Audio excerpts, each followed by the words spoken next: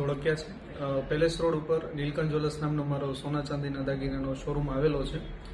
ગઈકાલે 2 લેડીઝ મારે ત્યાં આવી અને અમારા સ્ટાફની નજરચૂક કરી અને એક પેન્ડન્ટ સેટ, જેમાં એક પેન્ડન્ટ અને 2 બુટ્ટીની ચોરી કરેલી હતી.